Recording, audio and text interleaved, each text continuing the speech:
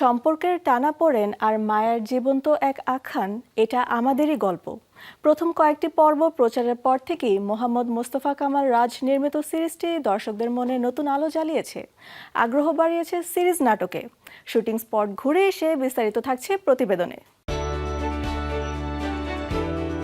দৃশ্য আর সংলাপে এটা আমাদেরই গল্প দাঁড়ায় জীবনের খুব কাছে, তাতেই যেন এটি হয়ে ওঠে সবার গল্প। দেখা মেলে বাঙালি পরিবারের পরিচিত এক সংসারের প্রতিচ্ছবি। উত্তরায় সেদিন চলছিল দৃশ্যধারণ। শুটিংয়ের ফাঁকে গণমাধ্যমে মুখোমুখি হন খায়রুল বাশার, কেয়া পায়েল। অনেক ফ্যামিলি মেম্বার্সরা আমাকে নক করে বলে যে আমরা সবাই মিলে দেখছি।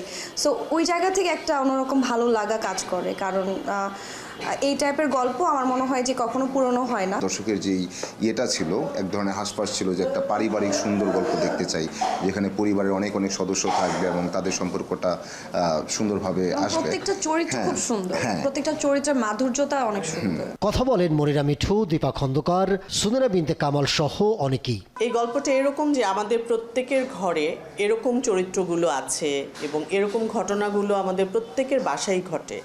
তো সেটার সাথে যখন মানুষ রিলেট করতে পারে, মানুষের আগ্রহটা অনেক বেড়ে যায়। সঠিকভাবে পারিবারিক গল্প যদি উপস্থাপন করা যায় তাহলে দর্শক সমাদৃত হয়।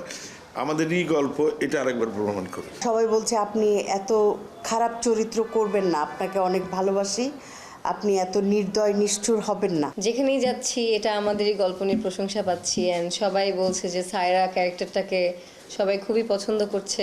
আমার সহপাঠীরা অনেক অ্যাপ্রিশিয়েট করছে, বিশেষ করে আমার স্কুলের টিচার্সরা, আমার প্রিন্সিপাল, দেন আমার ফর্ম টিচার ওরা অনেক সাপোর্টিভ। আমার এই নাটকটা তারা সবাই দেখেছেন।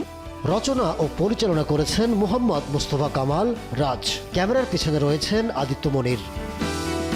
প্রতিটি পর্ব প্রকাশের পরই পাচ্ছে দর্শকের ভালোবাসা, যেন এটি একটি ঘর যেখানে আছে পরিবার, ভালোবাসা আর সম্পর্কের অনন্য এক আখ্যান।